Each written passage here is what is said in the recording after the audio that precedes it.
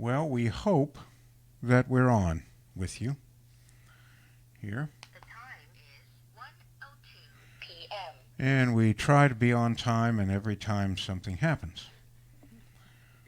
So we'll see what happens this time. You know, and we'll go from there. Welcome to our Dan show. Wolking has joined, so we are All right. apparently here. Thank you, Dan, There. for confirming our existence, brother. I appreciate that. Welcome to our show. This is Autoharp Live, the 5th in the series, and this one's called Just for Laughs. And this kind of stuff is what I feel that I do best.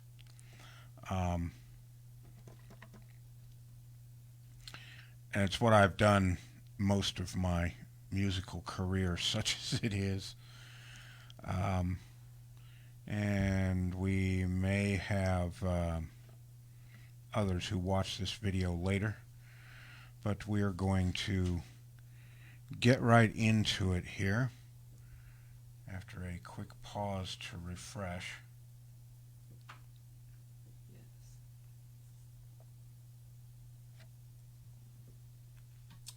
As it were. This first song was done by C.W. McCall back in the 70s, 40 years ago. So if we have any younger people watching, I think I should explain some things. This is about a vehicle called a civilian Jeep. And they stopped making the civilian Jeep in 1983, so that was 36 years ago. So most of the younger generations would not know this thing. It's like the Jeeps that were in the old World War, were used in World War II and in the Korean War, and on the MASH TV series. They didn't have any doors. They had canvas tops. The civilian version had a better ride. Was a little better fitted out than the military version. And here is a song about a fella with one of these vehicles, and he got involved with Smokey, which was a slang term for the law.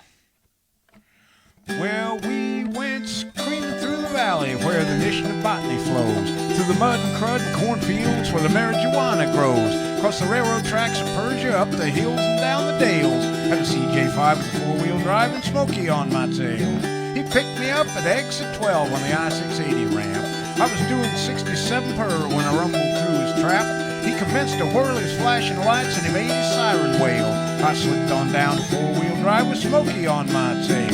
Yeah, it was. Well, I had racing stripes and dual pipes, and Smokey had a Ford. Had a mill with a four-pot carb, you know, with Smokey stroking board. Well, the chase is on, but I got the edge in a rig that'll never fail. Got a CJ5 with four-wheel drive and Smokey on my tail. Well, I shifted down to Granny Low and I made a hard right turn. My big old fat commando tires went slashing through the corn.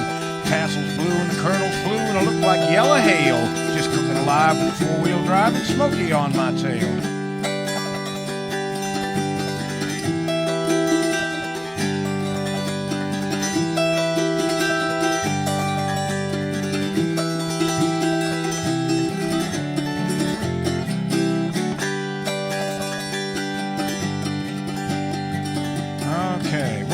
Screaming through the valley where the nation of botany flows, through the mud and crud and cornfields where the marijuana grows, across the railroad tracks of Persia, up the hills and down the dales. Had a CJ5 with a four-wheel drive and Smokey on my tail. Oh, don't hit that fellow with the Autoharp. Gonna swim this creek now, Smokey. A yard wide and a foot deep. The Mission of Botany River call it. I might have to winch out. I'm gonna do a wheelie on this gopher mound now, Smokey. Can you dig it, Smokey? Got 4 on the floor and 4 in the air on that one, didn't we? Goodness gracious. Like to bust my shocks.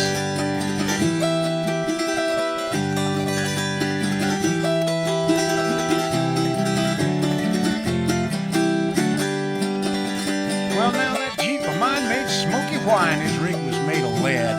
He was fired in 14 feet of mud, but he radioed ahead. I came up on the pavement and went crashing through the rail. Sakes alive, I had 25 more Smokies on my tail. But I had racing stripes and dual pipes. And Smokey had a Ford. Had a mill with a 4-pipe carb, you know, the Smokey stroking board. Well, the chase is on, but I got the edge, and a rig that'll never fail. Got a CJ5 with 4-wheel drive, sitting out back in the jail.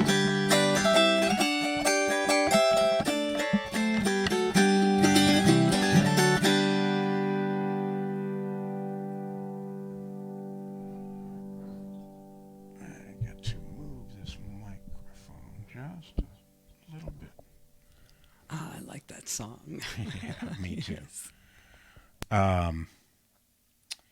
Okay. The next song that we're going to do is a Ray Stevens tune. Fairly rare Ray Stevens tune. You don't hear very often. Dan said, awesome. Thank you. So thank you.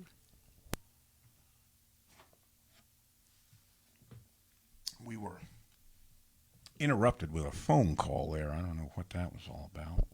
That was word that we were coming through great. Oh, So okay. just wanted to let us know, and which I appreciate very much, by the way. Indeed. Okay. Here is a song called The Day That Clancy Drowned.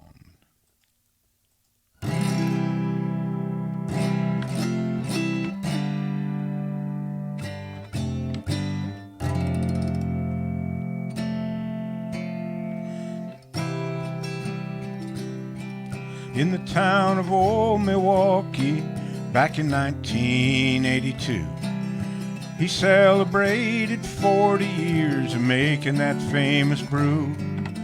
A master of the taster's art, Milwaukee's #1. And he could fairly feel the flavor as it swished across his tongue. Overtime and weekends, old Clancy never shirked.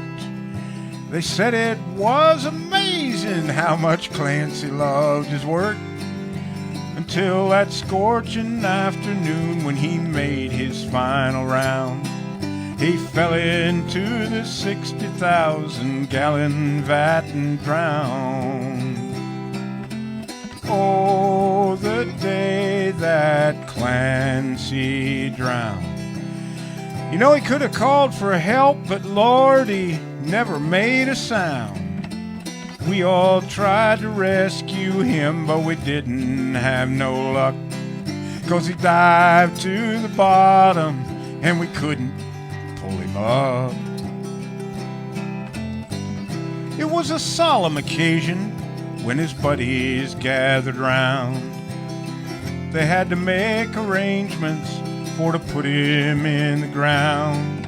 And when they took the dear departed over to the funeral place, it took them 7 hours to get the big smile off his face.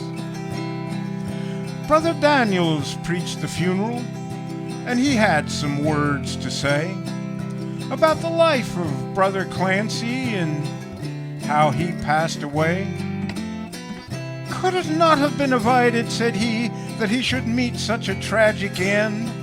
Well, preacher, he got out 3 times to go to the bathroom, but he always jumped back in. Oh, the day that Clancy drowned. He was blowing pearly bubbles and swimming all around, a giggling and a gurgling and a wearing that silly grin. But he fought us like a flounder when we tried to haul him in. Oh, the day that Clancy drowned, he was blowing pearly bubbles, swimming all around, a gurgling and a giggling and a wearing that silly grin. But he fought us like a flounder when we tried to haul him in.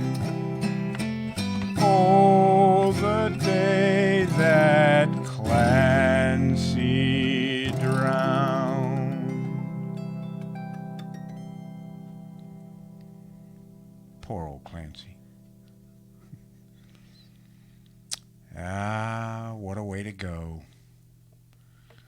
Yes, sir. I have friends who wouldn't mind going that way. Of course, the saying is you don't buy beer, you simply rent it. And when it's time to pay the rent, why... Dan said applause. Thank you. Thank you. When you're through with the beer, or the beer's through with you or whatever, then you've got to go out to the little brown shack out back. And Billy Ed Wheeler wrote this song. It's called Ode to the Little Brown Shack Out Back.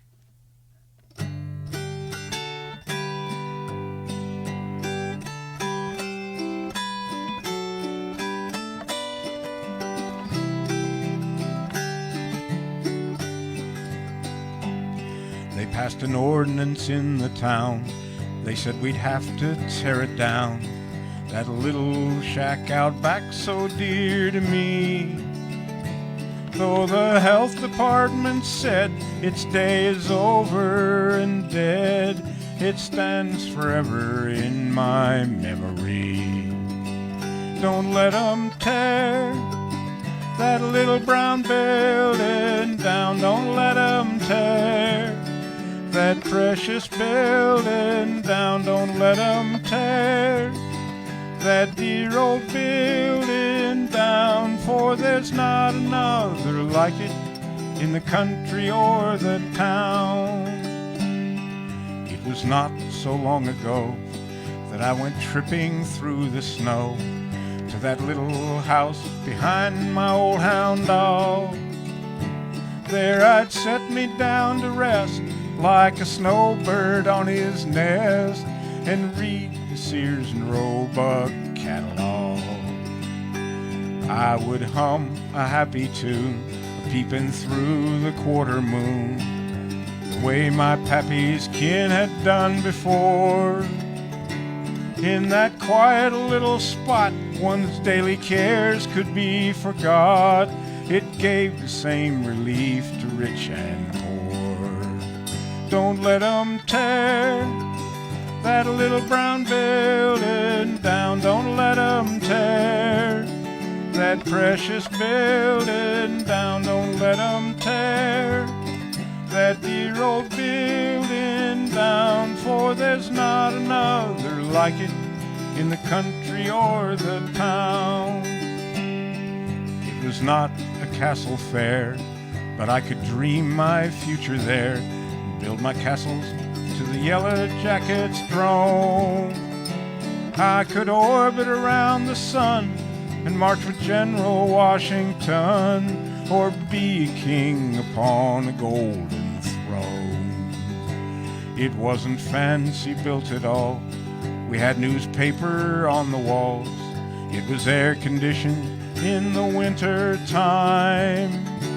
It was just a humble hut, but its door was never shut, and a man could get inside without a dime. Don't let 'em tear that little brown building down. Don't let 'em tear that precious building down. Don't let 'em tear that dear old building down, for there's not another like it in the country or the town.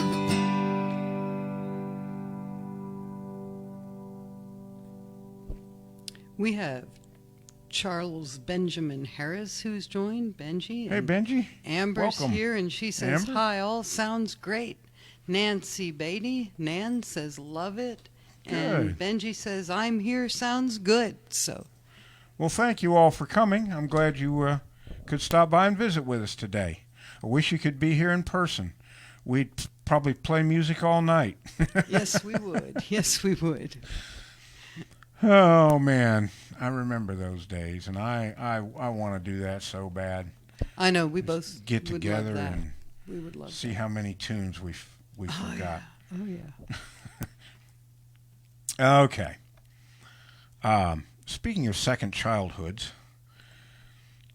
here's a song by John Denver called. Wait. Linda Saviard has joined us. Hey, Linda. And says, hi, y'all. Hello. I'm sorry to interrupt you there, but I noticed that's- I had missed that. Well, you I'm still don't not used to this mouse thing. I know we're using a different computer because I'm trying to get. I haven't succeeded at it yet, but I'm trying to get some reverb and some more depth into the audio, and I can't do that on the computer that we were using before. And Lynn's got to get used to it. I got to get back used to using a mouse. Yeah, Goodness. Go back in time. back in the dark ages yes. there, when men were men and mouses were mouses.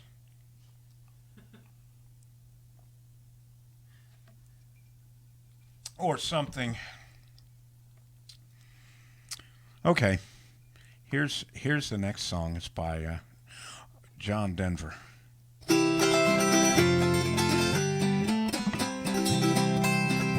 When I was a little bitty boy, just up off of the floor, we used to go out to Grandma's house every month end or so. We'd have chicken pie and country ham and homemade butter on the bread.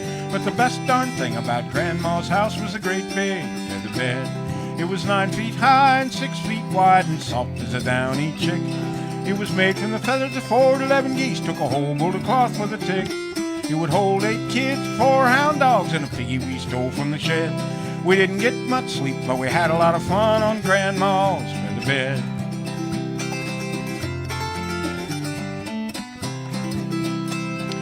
After supper, we'd sit around the fire and the old folks would spit and chew. Pa would talk about the farm and the war, and Granny'd sing a ballad or two. I'd sit and listen and watch the fire till the cobwebs filled my head. Next thing I know, I'd wake up in the morning in the middle of the feather bed. It was 9 feet high and 6 feet wide and soft as a downy chick. It was made from the feathers of 4 to 11 geese, took a whole bolt of cloth with a tick. It would hold 8 kids, 4 hound dogs, and a piggy we stole from the shed. We didn't get much sleep, but we had a lot of fun on Grandma's feather bed.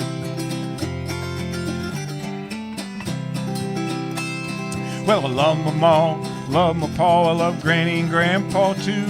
I've been fishing with my uncle, wrestled with my cousin, I even kissed Aunt Lou. Ooh, and if I ever had to make a choice, I guess it ought to be said, I'd trade 'em all, plus the gal down the road for Grandma's feather bed.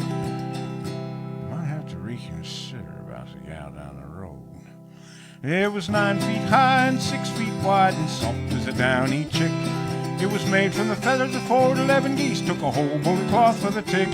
It would hold 8 kids, 4 hound dogs, and a piggy we stole from the shed. We didn't get much sleep, but we had a lot of fun on Grandma's feather bed. We didn't get much sleep, but we had a lot of fun on Grandma's feather bed.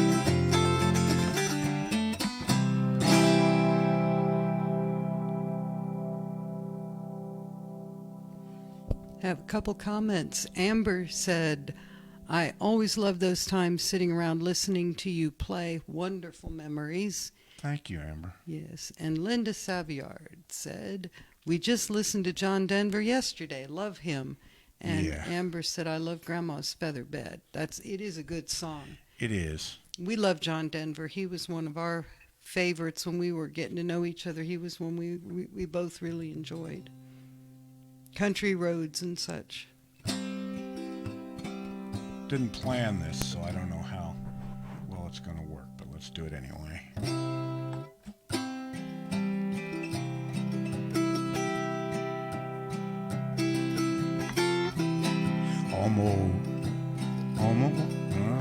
Almost.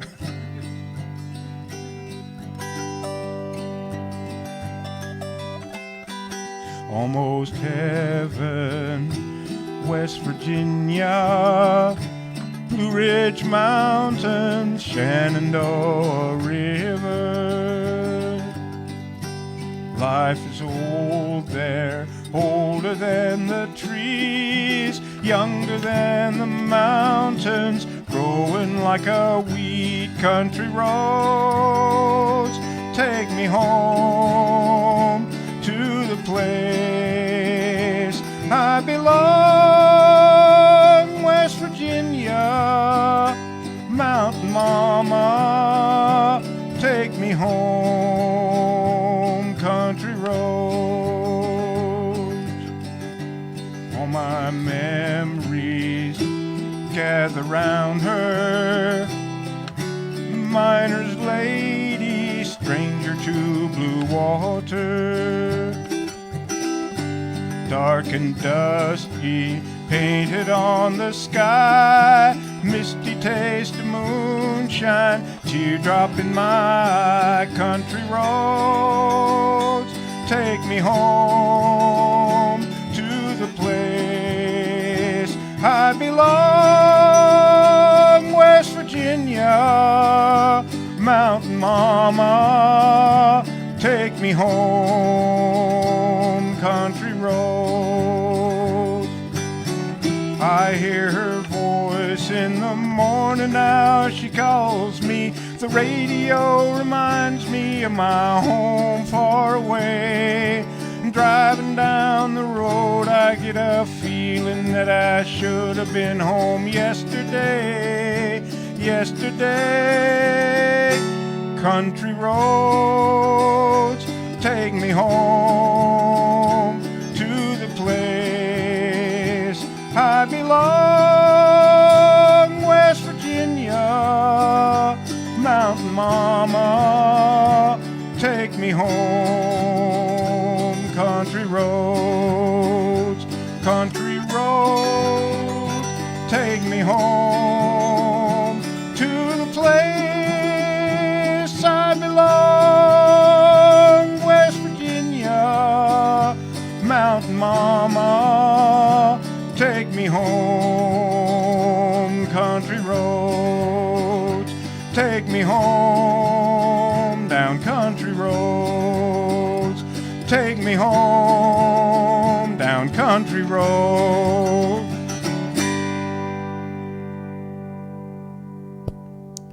Mary Williams has joined us. Hey, Mary, good to see you. She says, sounds great, George. Glad you could come and visit with us a while. Absolutely. It's been way good too to long. see you, yes. Yeah, that song. My mom wore out 3 copies of that song on the jukebox in our local tavern. 3 copies. She'd play it over and over and over, and nobody seemed to mind. It was a great song. Where are we? Where are we? Oh, I know where we are. I know where we are. We are going to discuss some today. We have to get a little bit serious here. We're going to discuss some fringe groups in society. Most of them are really small groups of people. They're into some very strange practices. Mary says, I love you guys. We love you too, Yes. Mary. And your daughter too. Best to you and her, for sure. Yes.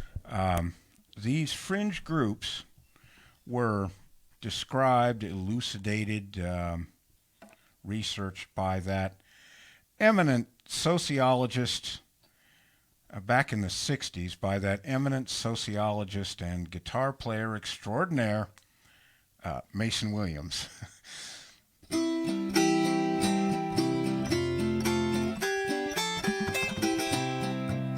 How about them duck pluckers? Ain't they schmucks? Plucking them feathers off of them ducks.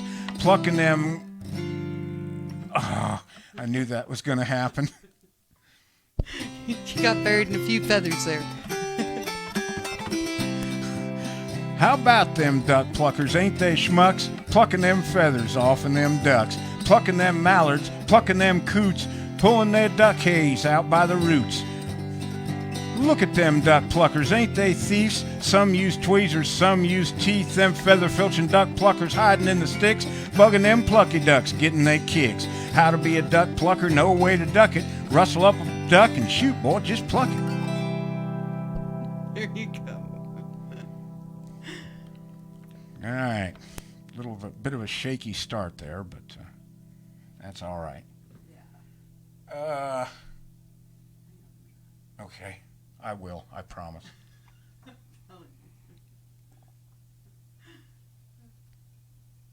All right. Didn't have my mic on that one. Sorry. That's okay. I don't want you on when you're telling me what I need to do next because it makes me look like I don't know what the hell I'm doing. And I don't most of the time, but that's okay. I muddle through somehow. This is another kind of fringe group, but it's not one of them, like them duck pluckers. This is actually a problem. This group is growing. This group is growing, not shrinking, and it needs to go away. And this song was written and sung by Ray Stevens again. Mary Before says this, Stephen would love that duck pluckers. yes, he would have. He would have. Don't worry, there's more of them to come, so stay tuned. This song is by Ray Stevens, and it's called Hang Up and Drive.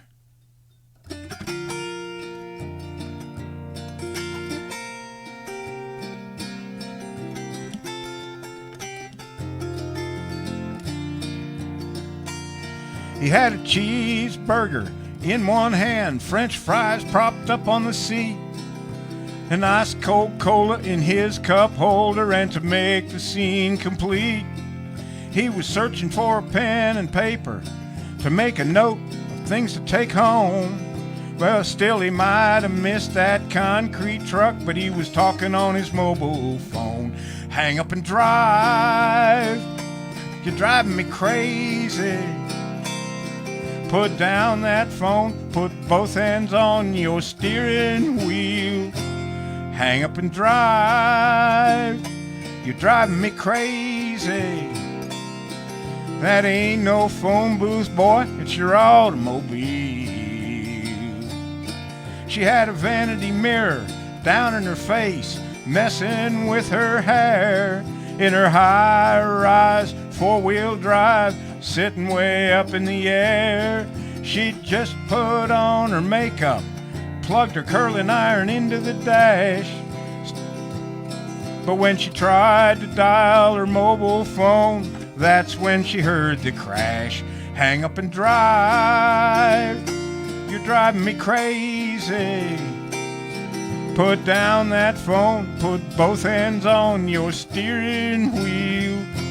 Hang up and drive, you're driving me crazy. That ain't no phone booth, girl, it's your automobile. Well, you see him out there, grim and scary, every Tom, Dick, Jane, and Mary, driving with a phone stuck in their ear. Laughing, crying, yelling, talking. Most sane folks can't chew gum while walking. What makes them think they can talk on the phone and steer? Hang up and drive, you're driving me crazy. Put down that phone, put both hands on your steering wheel. Hang up and drive, you're driving me crazy. That ain't no phone booth, it's your automobile. That ain't no phone booth, folks, it's your automobile.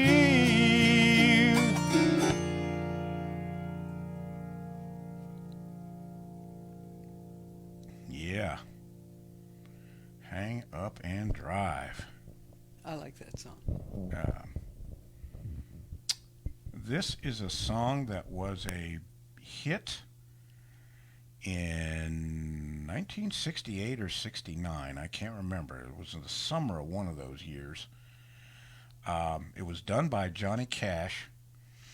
So we're getting back to some of my country roots here. It was written by Johnny Cash, or it was written by Shel Silverstein, and it was performed by Johnny Cash. I'll get it right eventually. And this is a song about a young man who has a real problem with his name.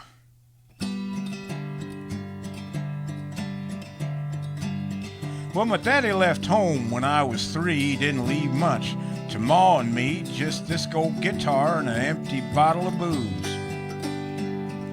Now, I don't blame him 'cause he run and hid, but the meanest thing that he ever did was before he left, he went and named me Sue. Well, he must have thought that it was quite a joke, and it got a lot of laughs from lots of folks, and it seemed I had to fight my whole life through. Some gal would giggle and I'd get red, and some guy'd laugh and I'd bust his head. I tell you, life ain't easy for a boy named Sue. Well, I grew up quick and I grew up mean, and my fists got hard and my wits got keen, and I roamed from town to hide my shame. Well, I made me a vow to the moon and stars that I'd search the honky-tonks and bars and kill that man that give me that awful name. Well, it was Gatlinburg in mid-July, and I'd just hit town and my throat was dry, and I thought I'd stop and have myself a brew. In an old saloon on a street of mud, there at a table, dealing studs, sat the dirty, mangy dog that named me Sue.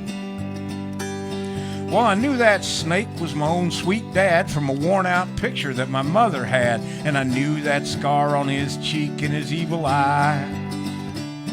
He was big and bent and gray and old, and I looked at him and my blood ran cold, and I said, "My name is Sue. How do you do? Now you're gonna die." Well, I hit him hard right between the eyes, and he went down, but to my surprise, he come up with a knife and cut off a piece of my ear. So I busted a chair right across his teeth, and we crashed through the wall and into the street, kicking and gouging in the mud and the blood and the beer. Well, I tell you, I fought tougher men, but I really can't remember when. He kicked like a mule and he bit like a crocodile. Well, I heard him laugh and then I heard him cuss, and he went for his gun. I pulled mine first, and he stood there looking at me, and I saw him smile, and he said, "Son, this world is rough, and if a man's gonna make it, he's gotta be tough, and I knew I wouldn't be there to help you along. So I give you that name and said goodbye. I knew you'd have to get tough or die, and it's that name that helped to make you strong. Now you just fought one hell of a fight, and I know you hate me and you got the right to kill me now, and I wouldn't blame you if you do. But you ought to thank me before I die for the gravel in your guts and the spit in your eye, 'cause I'm the son of a bitch that named you Sue." What could I do? I got all choked up and I threw down my gun, called him my paw and he called me his son, and I come away with a different point of view. And I think about him now and then, every time I try and every time I win, and if I ever have a son, I think I'm gonna name him Bill or George, anything but Sue. Man said, great old favorite. Yeah. And she's right. That one. That one is. The yeah. first time I ever heard that, I was working in a appliance repair shop for the summer. And I was with this ex-reformed biker named Cheatwood. I don't know what his first name was, but his last name was Cheatwood, and you better not smile when you said it or he'd bust your head, as the song says. So we're driving down the road and we're talking about this and that song came on the radio, and it was the first time that I'd ever heard it, and it was the first time that Cheatwood ever heard it, and he just lost it to the point where he had to pull the truck over and wait for he couldn't listen to it and drive at the same time. He was laughing so hard. And I never saw him crack a smile again before or since that song, but it just absolutely cracked that man up. Fond memories there. Well, I'm getting a little hungry. As some of you know, Lin and I both lost a lot of weight, and we did it by eating right. Didn't exercise. Supposed to exercise, but we ate right. We ate right. And here's a song about a man who tries to do that too.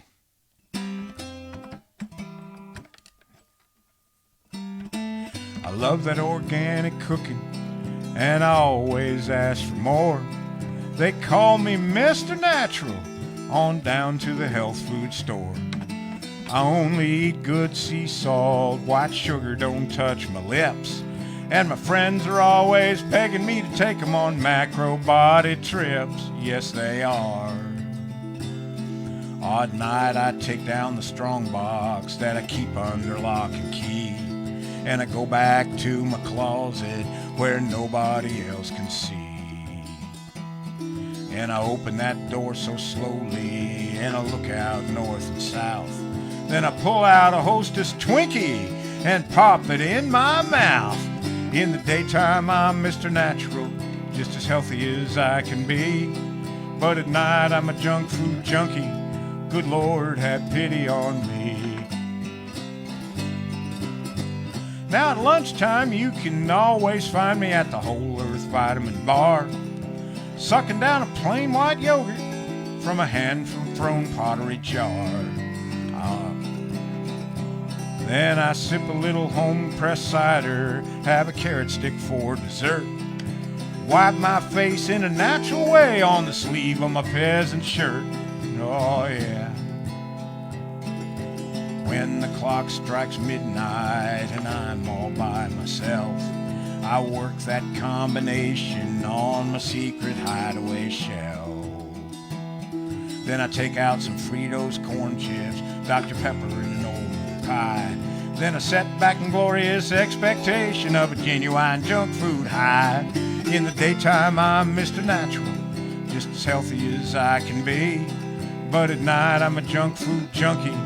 Good Lord, have pity on me. Now my friends down at the commune, they think I'm pretty neat. I don't know nothing about arts and crafts, but I give 'em all something to eat. I'm a friend of old Ewell Gibbons, and I only eat homegrown spice. I got a John Keats autographed Grecian urn filled up with my brown rice. Yes, I do.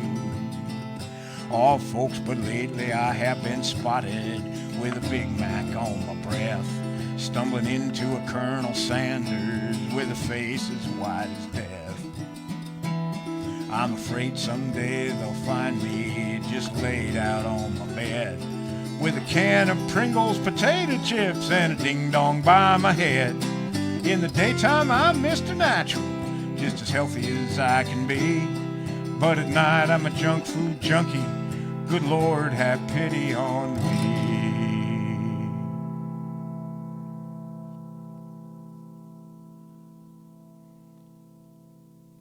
Poor Larry.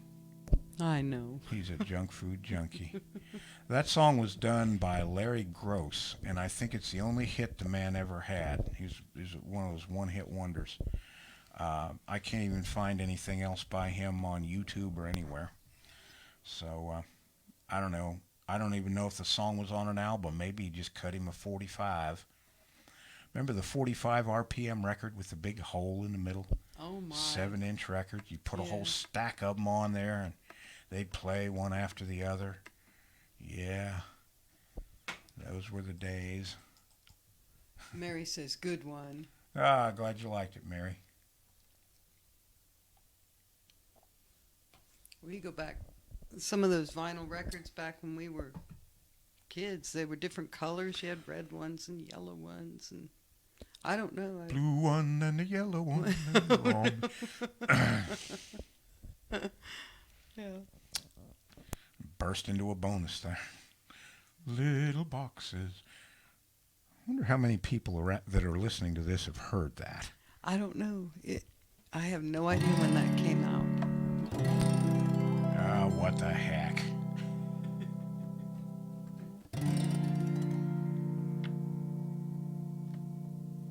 Let me find the key.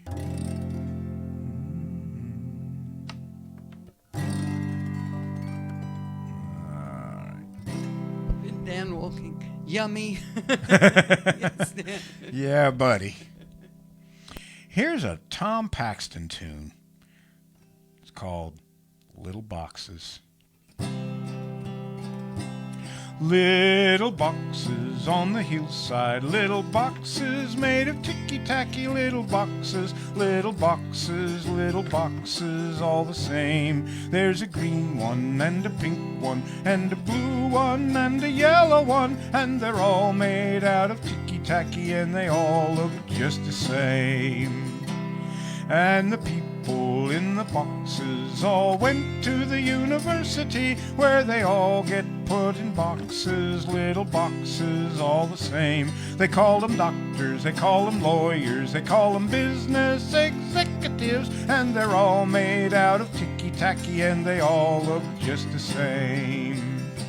And they all have pretty children, and they all play on the golf course and drink their martinis dry. And they all have pretty children, and the children go to school. And the children go to summer camp, and then to the university where they're all put in boxes and they all come out the same. Little boxes on the hillside, little boxes made of ticky-tacky, little boxes, all the same. There's a green one and a pink one and a blue one and a yellow one, and they're all made out of ticky-tacky and they all look just the same.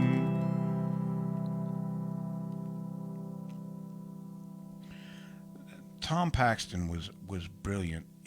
I don't think he ever used more than 3, maybe 4 chords in his songs. Anybody could play them, but man, did they ever have a lot to say.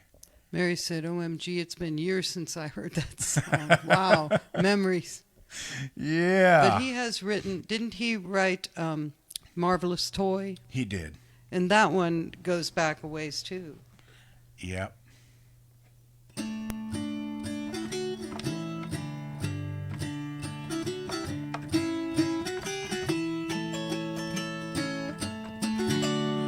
Happened to have it here. When I was just a wee little lad, full of health and joy, my father homeward came one night and gave to me a toy. A wonder to behold it was, with many colors bright, and the moment I laid eyes on it, it became my heart's delight.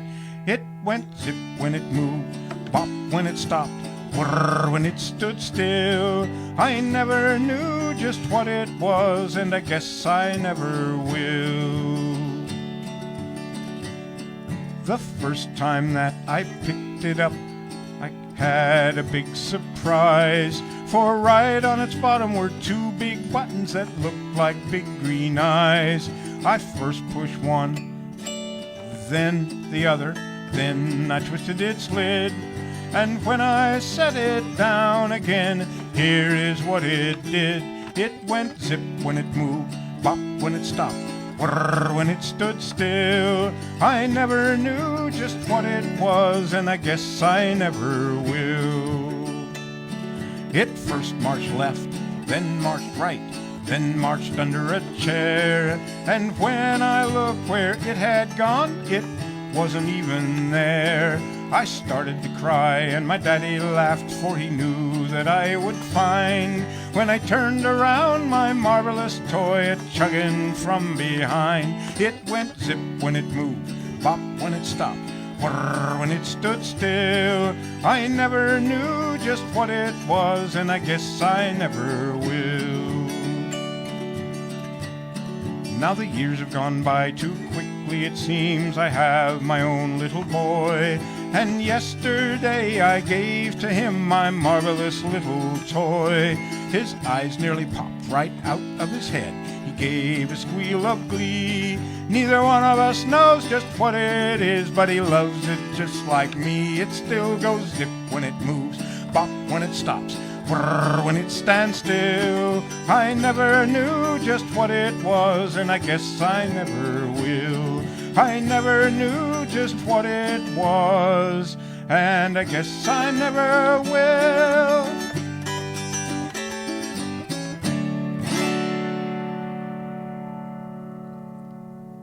I do requests. That's a delightful request. song. That goes out to you, Lynn. Thank you. And Amber said, "Oh, I love this song." She also mentioned on the other, I've heard, but only because of you. The Oh, the little boxes? Yes, the little boxes. Yeah. Where in the world are we? Oh, I know where we are, I think. Yeah, we need to get back on track, and I can't think of a better way to do that than with a song by the Nitty Gritty Dirt Band called Jug Band Music. Here goes.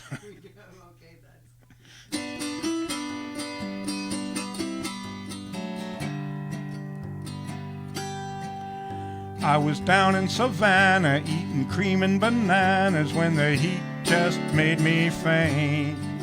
I began to get cross-eyed, I thought I was lost, I begun to see things as they ain't. The relatives gathered to see what's the matter, the doctor came to see was I dying.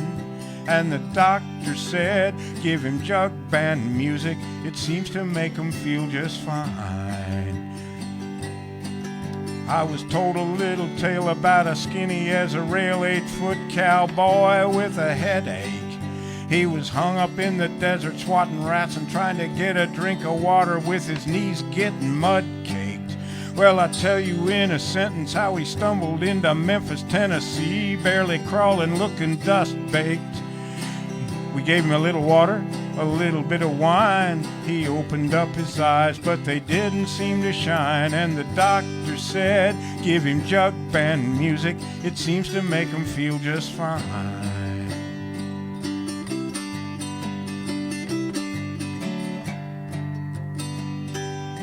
So if you ever feel sickly, get sister, run quickly to the dusty closet shelf and pull out a washboard and play a guitar chord and do a little do-it-yourself.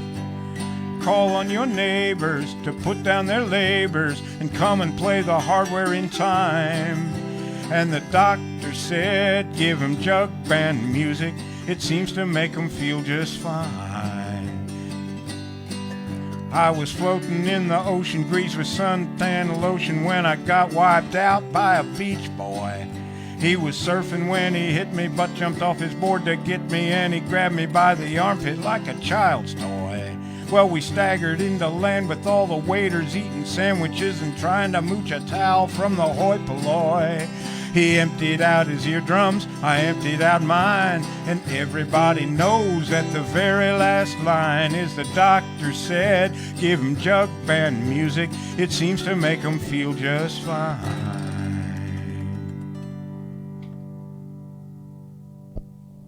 Great song. Yes, sir. By the Lovin' Spoonful. Oh, no, the Nitty Gritty the Dirt Nitty Gritty Band. Dirt Band, you The said Nitty Gritty before. Dirt Band. Yeah. Yeah, they were an interesting group. Speaking of groups, it's time to get back to the serious academic part of the show and introduce you to another fringe group in society.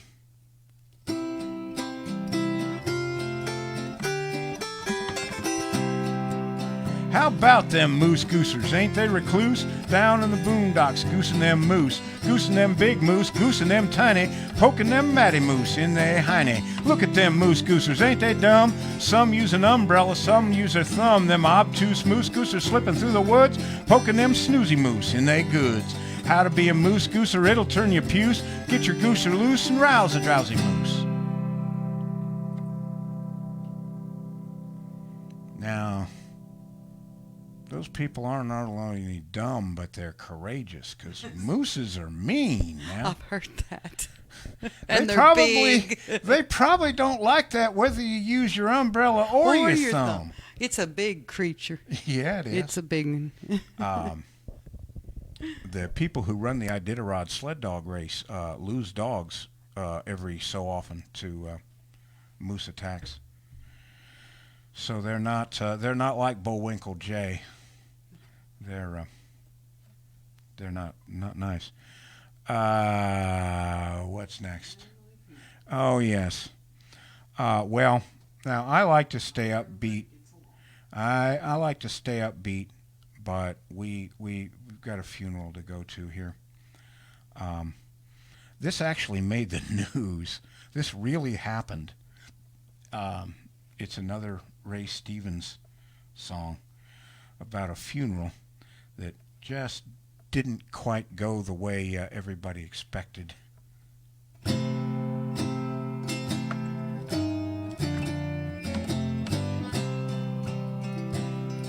He was just a little fella, barely 5'3", but he caused a great commotion down in Ducktown, Tennessee. Now, it was not one thing the old man did or a single word that he said.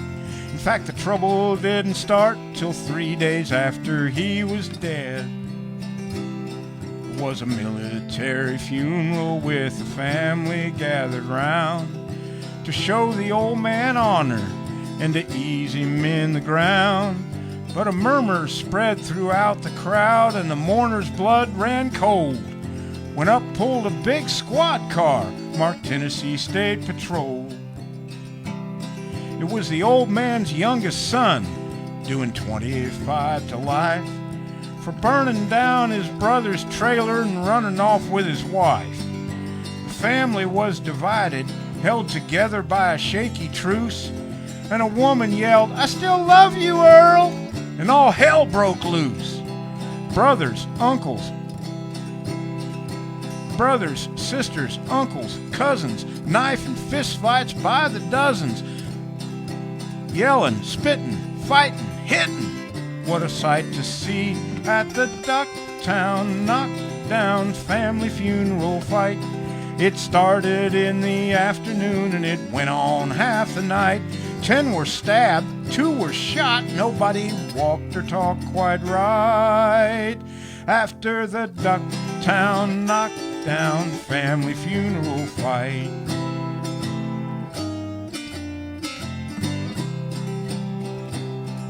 They called the county mounties and more highway patrol. And after about an hour or two, they finally regained control. The sheriff said, "This is a disgrace, and I'm hauling all y'all in. But not until we brought this service to a decent end." Then the honor guard stepped forward, fired their rifles in the air. An old lady who was snoozing jumped and fell out of her chair. And as she hit that AstroTurf, you won't believe what happened then. A boy yelled, "Oh, they shot Grandma!" and the whole thing started again. Mourners, police, honor guards, relatives from near and far, cussing, fussing, fighting, hitting. What a sight to see at the Ducktown knockdown family funeral fight. It started in the afternoon and it lasted half the night. 10 were stabbed, 2 were shot, nobody walked or talked quite right. After the Ducktown knockdown family funeral fight, it was a Ducktown knockdown family funeral feud. You can't believe the mayhem and the chaos that ensued. Why, they even shot the sheriff punched out the preacher's lights at the Ducktown knockdown family funeral fight. Lord have mercy.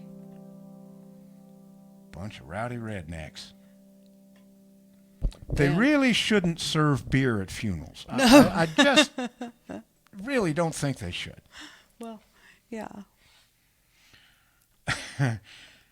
I'm lost. Oh, well, Dan came back and said, Oh. what? Question mark? I'm not sure. Let's see. You were on... Okay. Yeah. I played that for you, Dan, in the last concert that I played for Louise years ago. It's the first time I ever played it. Here's a song I think all of you have heard. Maybe Mary hasn't, but I know all the rest of you have, but I just had to do it one more time.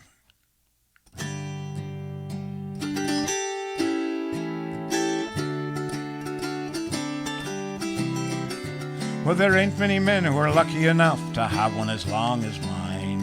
The thing is as old as I am, but still it's a-doing fine. Many's a time when I was afraid 'twas going on the blink, but then upon closer scrutiny it proved to be in the pink. I've always treated it carefully and don't leave it lying about. Before I put it away I still remember to shake it out. And if I should ever be too weak to hold it in the air, I've instructed me wife to handle it with tender loving care. Oh, ain't it a beauty, and I have used it proudly all me life. Oh, ain't it a beauty, now if you don't believe me, ask me wife. Danny O'Toole came calling one day to tell me that he had heard that mine was bigger than his was, and he didn't believe a word. So I bet him a buck and took him outside and laid it in the street. He couldn't believe it when he saw it was over 100 feet.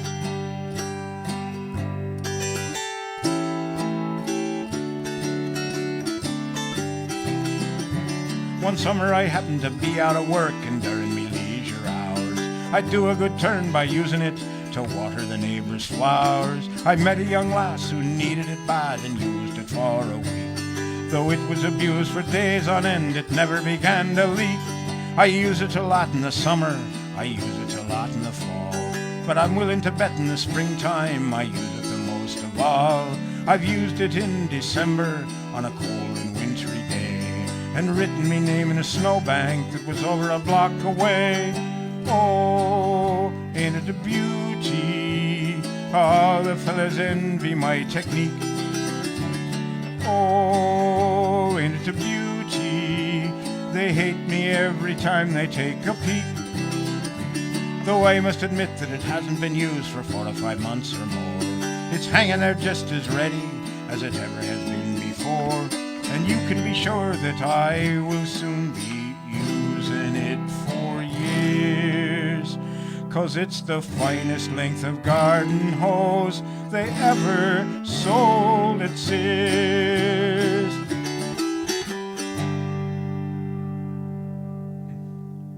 A standard. Yes. I heard that on Dr. Demento, the Dr. Demento show, and I couldn't believe it. I'm listening to it, and I'm going, how can he play that on the radio? I mean, this was back in the 90s. A lot of the decency had gone out of radio, but not that much. And I'm going, wait a minute, Doc. And as soon as the punchline came along, I knew I had to learn it. So I waited, and a couple of weeks later, I recorded the Dr. Demento show on cassettes. And it was a 2-hour show, so I had 2 cassette recorders, and I started the first one. As soon as it ended, I'd start the second one, turn the cassette over in the first one, and then I'd start it. I didn't want to miss a minute, boy, and I finally got the song. So I've been inflicting it on you ever since. Yes. Becky Sims has joined us. Hi, Hey, Beck. And Amber says, one of Benji's favorites, but he had to run to the store, so he didn't get to hear it. But well, the video will be up. yes, so he can catch up with it. He could catch up with it later. I want to get with you back over the phone or somewhere so we can talk about that genius.com site that you showed me or told me about. If I can learn to navigate that site, I will do a program of songs about historical events. That's a great idea. Oh, But yeah, I need a that's little true. mentoring because I Yes. can't seem to get around that site very well. So I will be in touch on that. And thank you very much for the suggestion. Okay. Now we're into the animals, right? Yes. Okay. Here are a couple of more Ray Stevens tunes. Now, this one is... I'll Oh, I'm sorry. Go ahead. go ahead. I don't want you to spoil it by saying whose point of view it's from. If No, that's you what go you're ahead. gonna do. I didn't mean to interrupt. I thought somebody else had put up a comment. They Oh, okay. no, I'm no, sorry. I messed up there. Sorry. Yeah, they did. Hold on. Amber, that is a great idea. Okay. Yeah. I've got a song about the Galveston hurricane that I already know, and there's a couple of songs about the Titanic that I could get, but I'd like to get. I really want to do that, and I'm contemplating to see. I want to see how much interest there would be in this. I'm contemplating doing a show of all cowboy songs. Well, I'm in. I know Lynn's in on that, I'm in. and I'll bet Beck would be in on that. I'll bet you would too. So Nan would be in on that. yeah, I know quite a few folks out there I've got love some the good Cowboys. cowboy songs. Some funny and some not.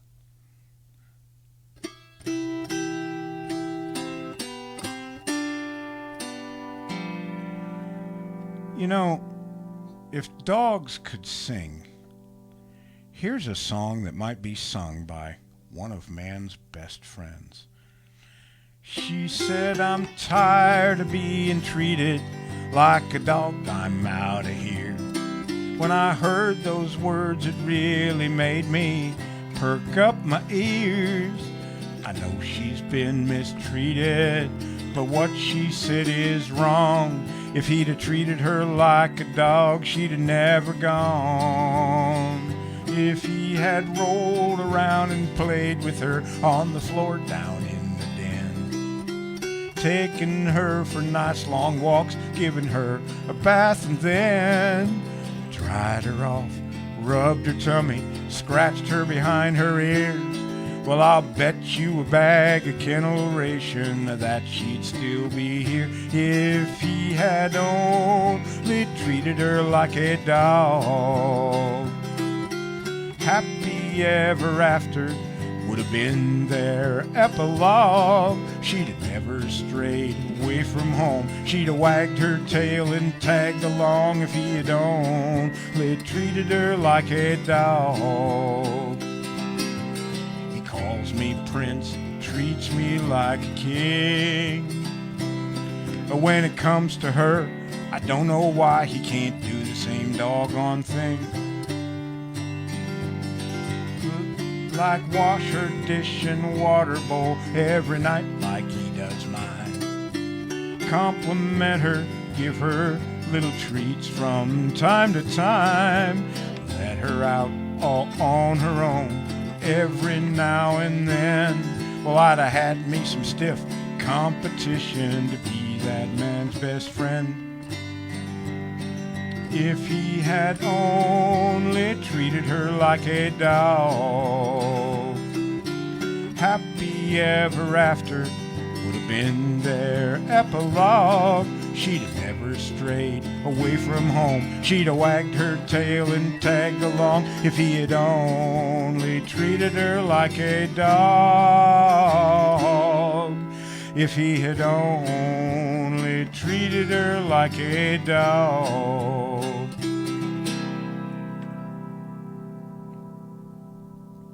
Yeah, pay attention. Yes. Amber said on the cowboy one, only if you do cow patty. Oh, yes. We Yes. like cow patty. Cow patty would definitely be in there. Yes. Absolutely. And then there's another one called Cowboy Convention that's almost as funny. So we'll think about that. But I'm really interested in doing the historical events thing.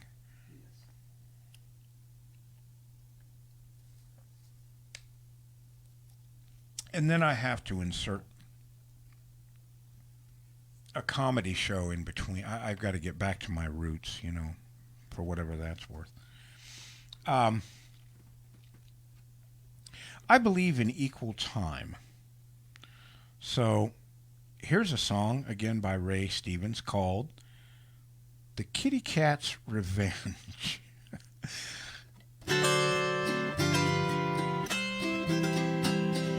When I was young, I had a job with the fire department rescue squad, and one day we got a call to get a cat out of a drainage line. The lady was frantic and the day was hot. She mentioned that her kitty was an ocelot, a fact that did not seem all that important at the time, because they're usually neutered, declawed, and defanged, but this little fella still had everything, and when I found him in that drain line, he was a trembling, shaking mess. Well, I went to grab him and he grabbed me first, and that's the worst I thought I'd ever been hurt, but that was before I hit my head on that big dirt dauber's nest.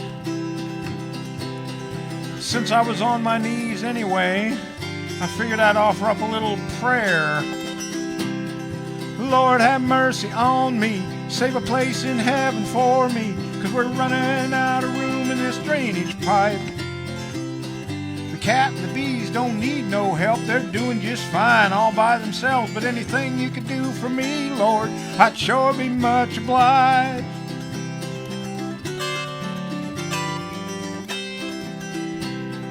Well, everywhere I turned was tooth and claw. It was like trying to fight a circle saw, and those bees, Lord have mercy, friends, they were all over me.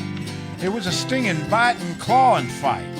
Then I dropped my big flashlight, but it really didn't matter. I was hurting so bad I couldn't see.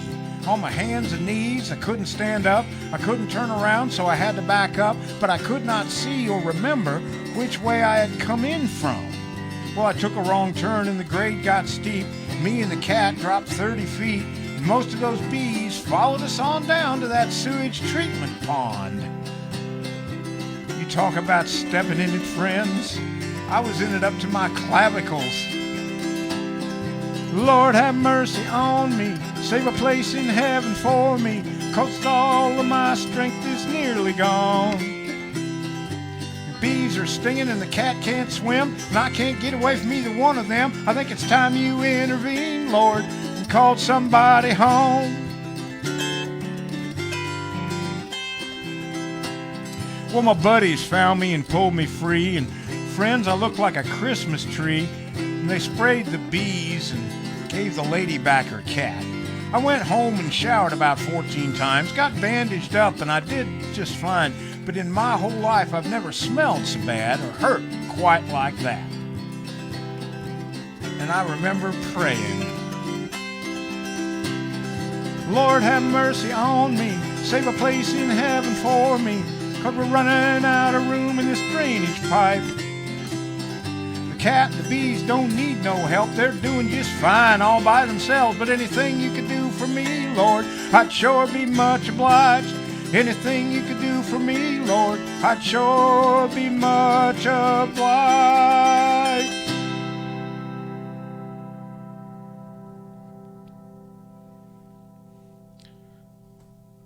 Nobody could make that up. No. Nobody could make that up. All right. I guess we're about ready for our third fringe group. These people just keep getting weirder.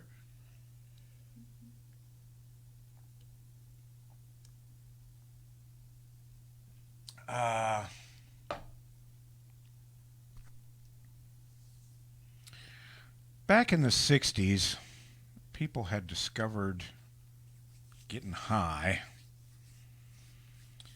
but if they found one marijuana seed in your carpet, you were going to prison for a long, long time. So people tried to find other substances that would get them off.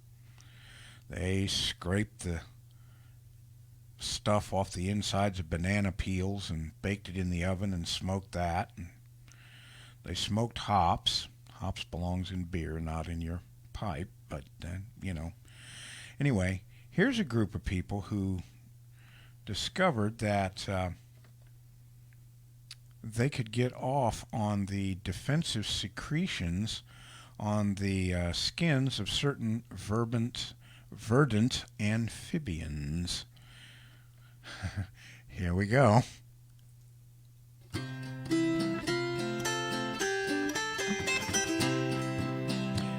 How about them toad suckers? Ain't they clods? Sitting there sucking them green toady frogs, sucking them hopper toads, sucking them chunkers, sucking them leafy types, sucking them plunkers. Look at them toad suckers, ain't they snappy? Sucking them bog frogs sure make 'em happy. Them hugger-mugger toad suckers way down south, sticking them sucky toads in they mouth. How to be a toad sucker, no way to duck it. Catch yourself a toad and rear back and suck it. And see God. I don't know. Or something.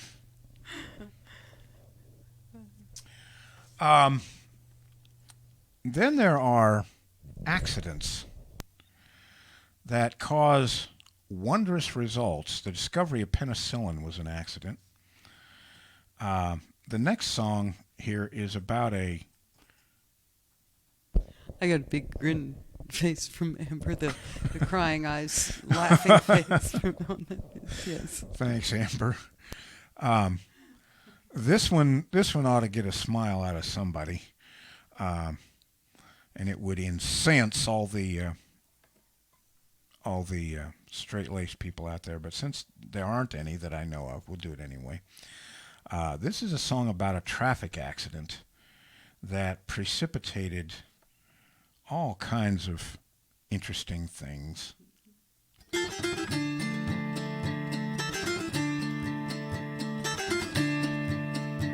I love that.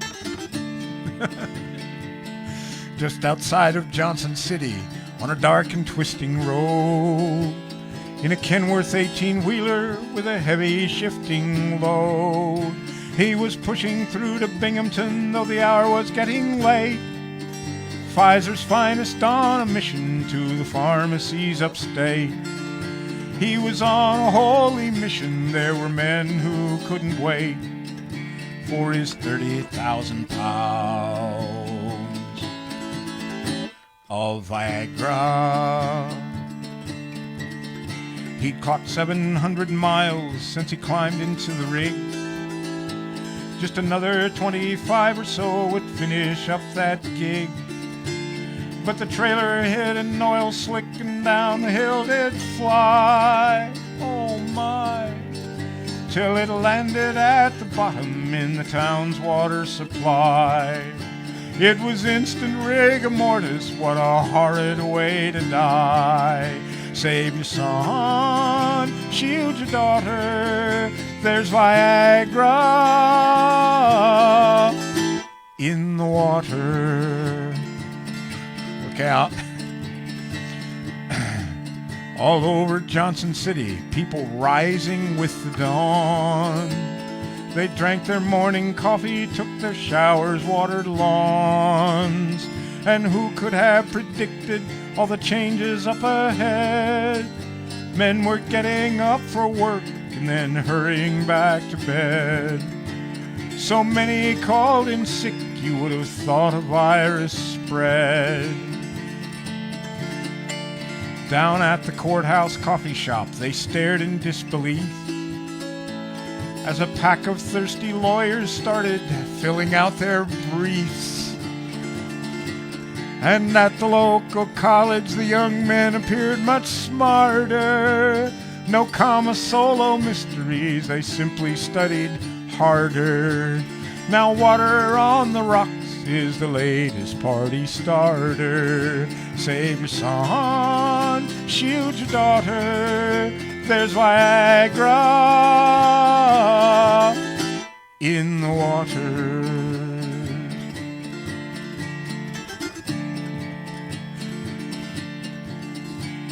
The Johnson City firefighters cursed their wretched luck. They could not get the fire hoses wound back on the truck. Sprinkling holy water at a funeral, Father Ryan said, and this is exactly what he said, I know I've saved your souls, but I can never raise the dead.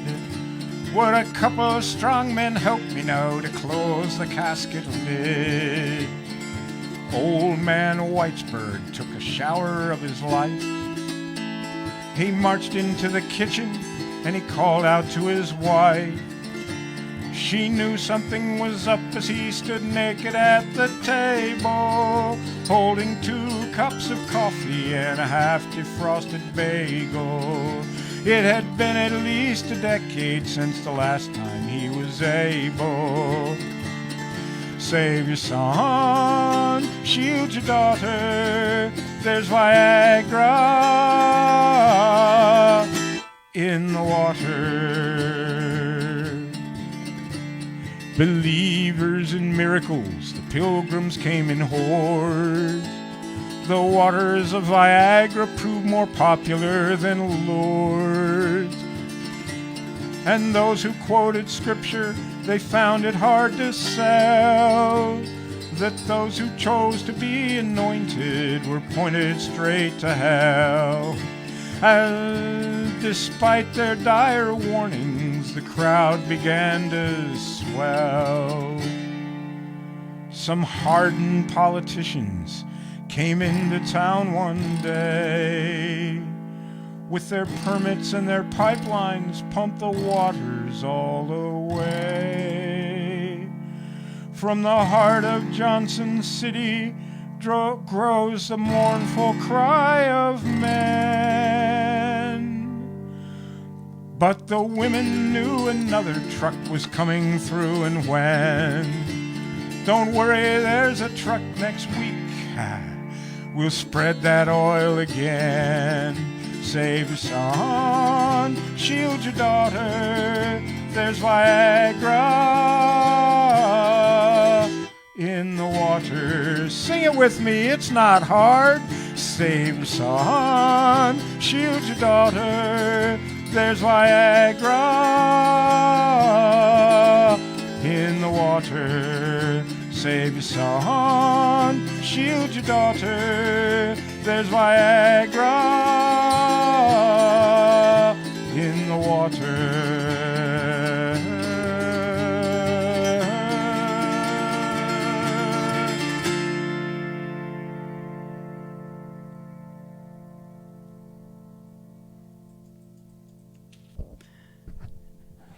Amber said, oh dear, and then also LOL. Oh dear. Yeah, well, accidents happen, you know. That's I mean, right. what are you going to do?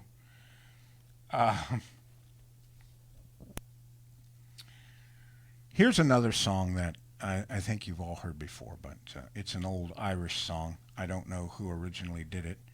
Patty O'Malley or somebody like that.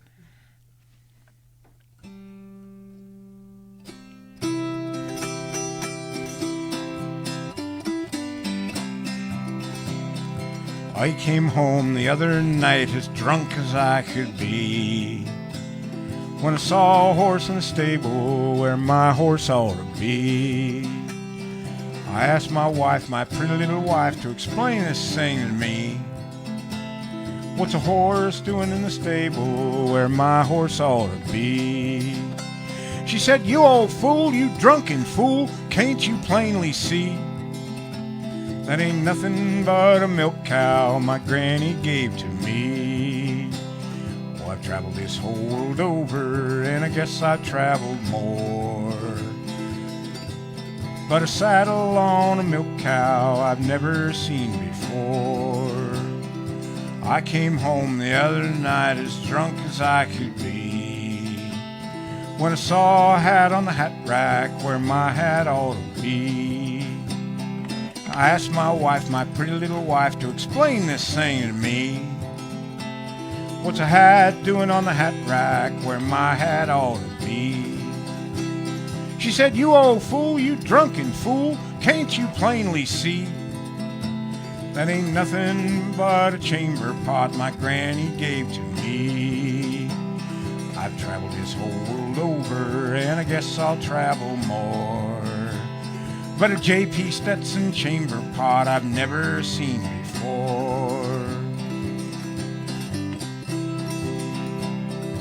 I came home the other night as drunk as I could be, when I saw some pants on the chair where my pants ought to be. I asked my wife, my pretty little wife, to explain this thing to me. What's pants doing on the chair where my pants ought to be? She said, you old fool, you drunken fool, can't you plainly see? That ain't nothing but a dish rag that Granny gave to me. I've traveled this whole world over, and I guess I'll travel more. But a zipper on a dish rag I never seen before.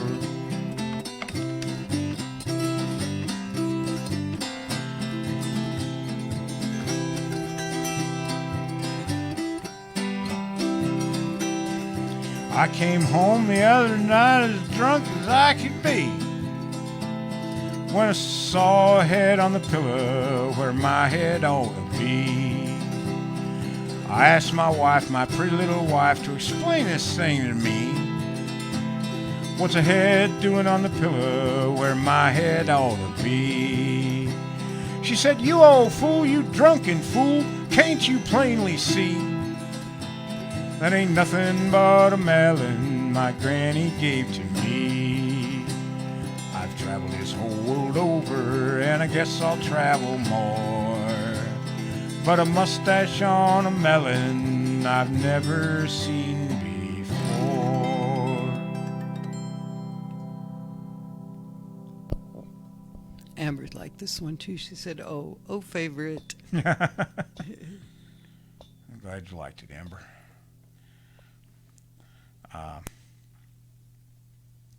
I've heard several versions of that. Your grandpa Woking just loved that song, and he didn't know a whole lot of it. He didn't know much of it, and I managed to find a recording of it somewhere. And the next time we went down to visit, I played it for him. It was a good time. Yeah, I remember that. And now we get down to... Oh, this is one I like. Yeah. This is another Ray Stevens tune. A lot of his in the song in the show today. And this is that great, uniquely American sport, I think, of professional wrestling. It's probably the closest thing there is to a male soap opera. You know, what will the evil tag team do to Hulk Hogan and his buddy this week and all of that? Here is a song that kind of talks about that great American sport. Blue Cyclone,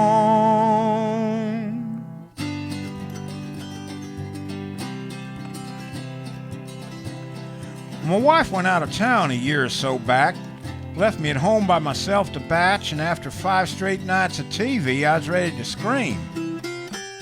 So I called this beer-drinking buddy of mine. I said, Bill, I ain't having a real good time. He said, why don't we go to wrestling matches, let off a little steam?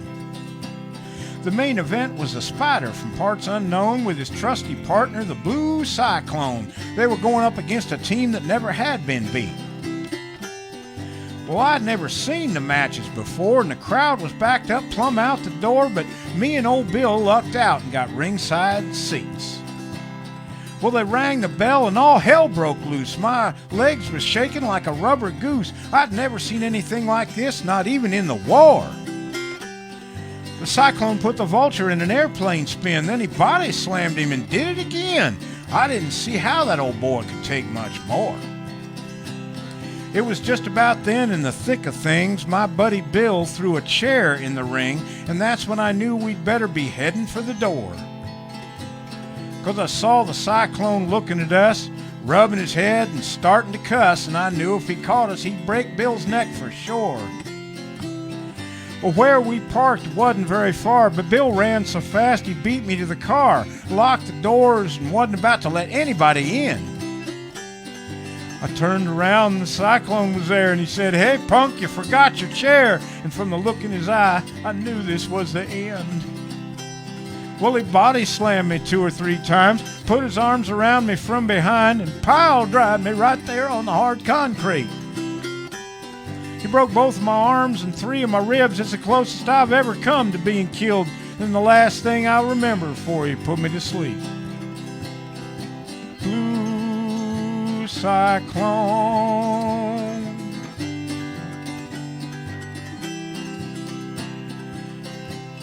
Well, I woke up in the hospital bed just thinking I believe I could have took him if I hadn't been drinking. So the next time we meet, I won't be on no binge.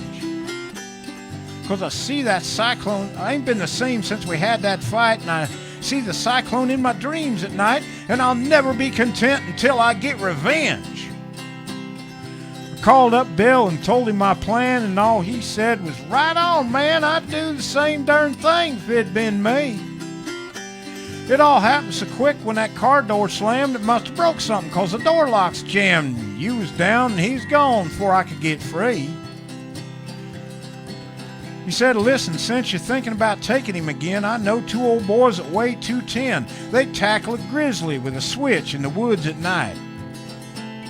We talked it over, and they said they was willing. They'd stop at nothing short of a killing. Said, "Hoss, we'll back you long as you want to fight." So we all went down to the Hammerlock Bar, the hangout of all them wrestling stars, and waited for the blue cyclone to hit the door. After a while, he finally appeared, or sat down at the bar and ordered a beer. He barely took a sip before I stepped to the middle of the floor. I hollered, "Hey, Cyclone, you remember me? I'm the guy you put to sleep, only this time, as you can see, I'm not alone." "You see them 2 big dudes over there?" And Cyclone looked and said, "Over where?" And I turned around, son of a gun, they was gone.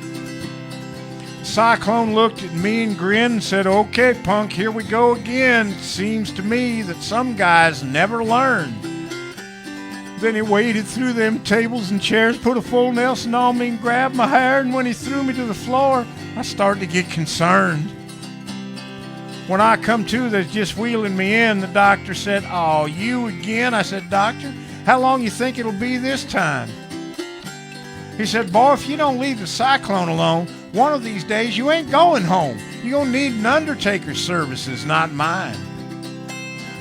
Blue cyclone, he's the meanest wrestler the ring has ever known. He'll make you moan, he'll make you groan, he'll lay you prone and break your bones. Blue cyclone, blue cyclone.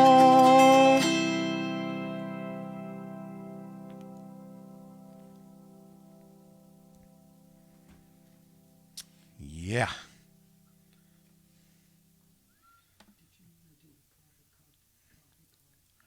Oh, I forgot. I got them mixed up. All right. Well, this is. I admired folk groups back in the 60s. I think you all know that.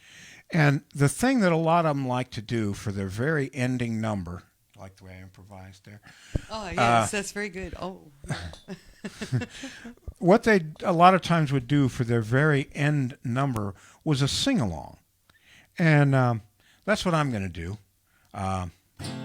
This is a sing-along song, and I'll sing, the verses, and there's a chorus. And as soon as you learn the chorus, just bust right out and sing along with me with the chorus. It's real simple. It's easy to learn. You shouldn't have any trouble with it at all.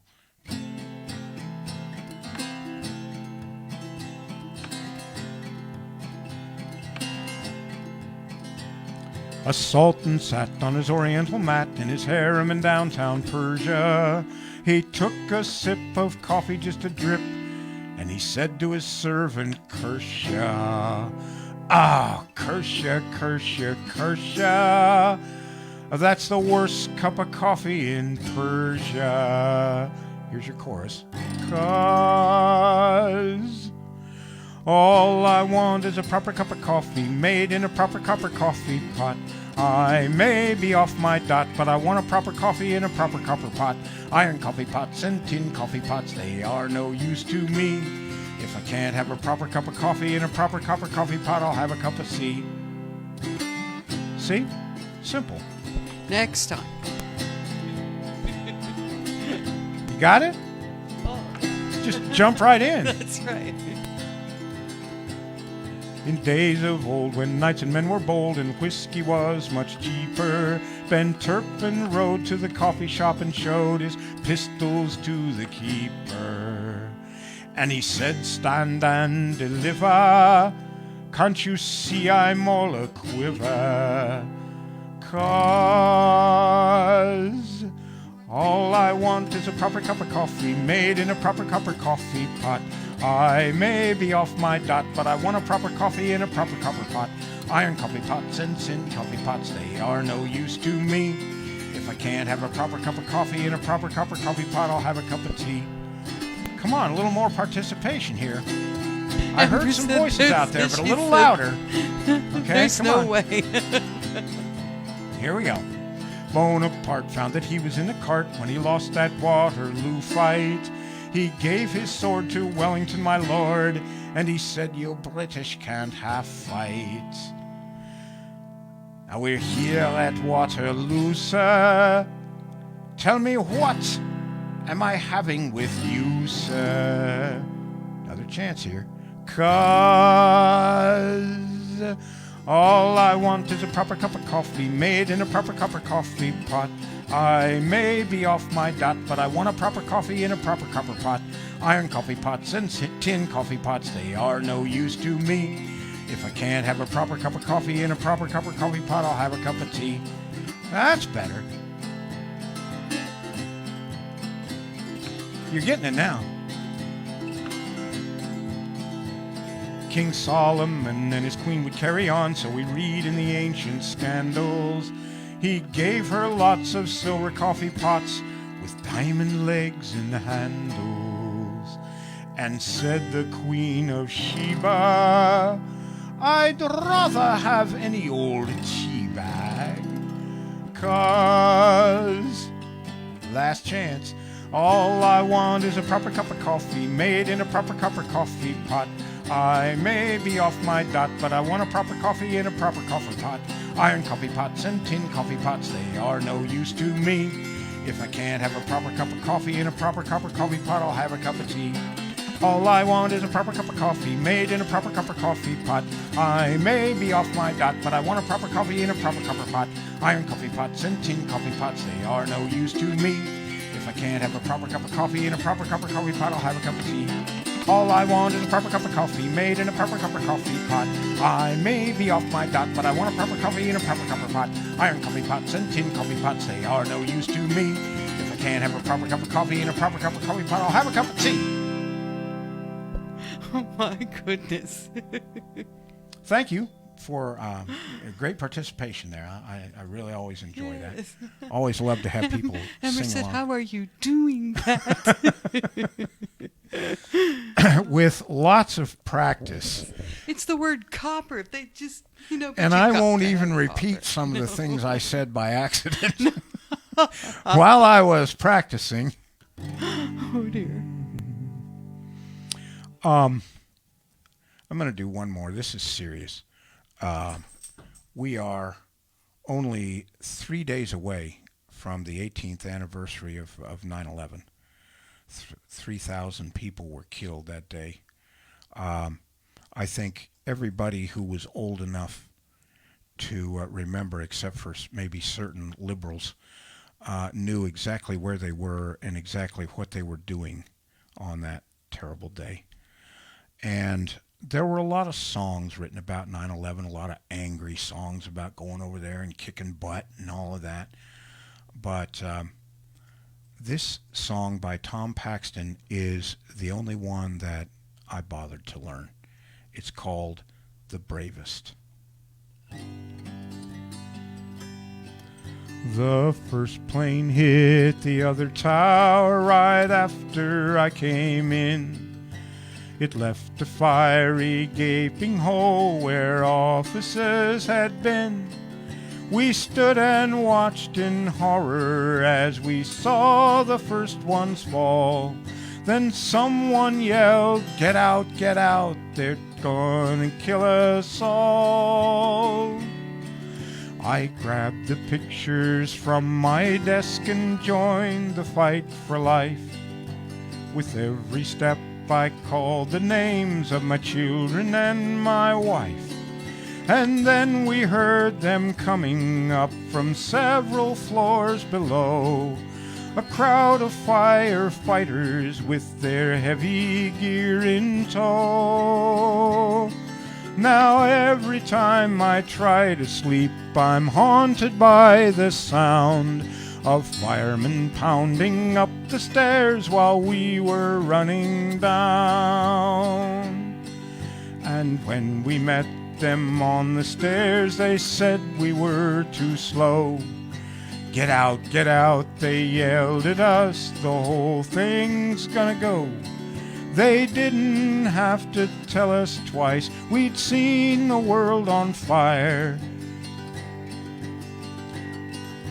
They sent us down to safety while they kept climbing higher.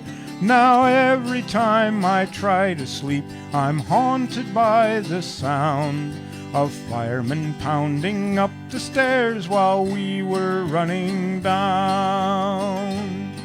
Thank God we made it to the street. We ran through ash and smoke.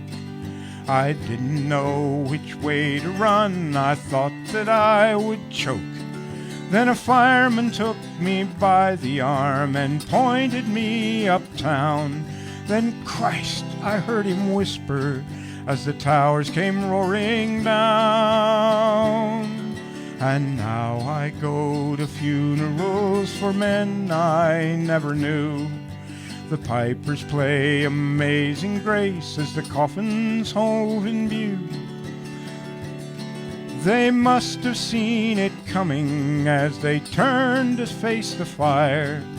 We kept on running down the stairs while they kept climbing higher. Now every time I try to sleep, I'm haunted by the sound of firemen pounding up the stairs while we were running down. Of firemen pounding up those stairs while we were running down.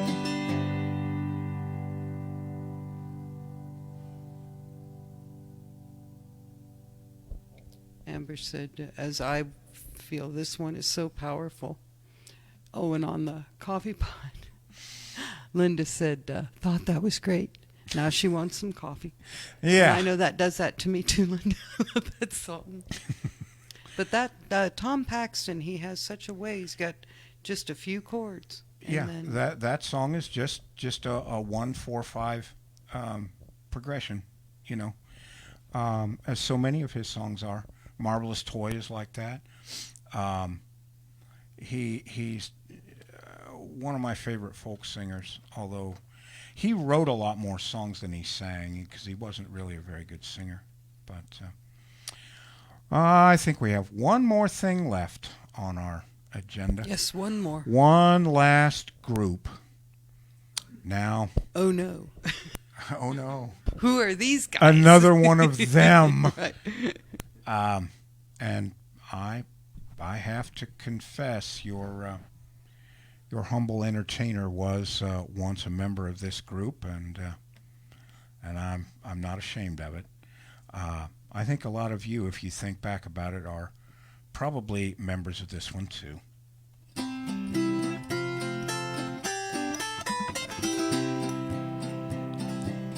How about them lunch toters? Ain't they a bunch? Heading off to work, toting their lunch, toting them victuals, toting that chow, eating it later, toting it now. Look at them lunch toters, ain't they funny? Some use a paper sack, some use a gunny. Them food frugal lunch toters looking really wise, toting they lunches made by they wives. How to be a lunch toter, if I may emote it. Get your wife to make it, and then you tote it.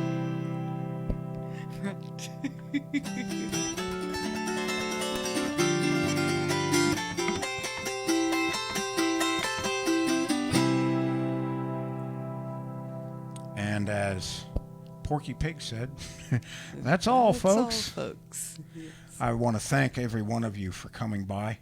We've had a good time. And listening to all this noise. I'm glad you got a smile or two out of it, and I hope to see you all next time. Let your friends know about it if you know anybody who might like Autoharp music and the kinds of things I do. Tell them about it. And oh no, another county heard from.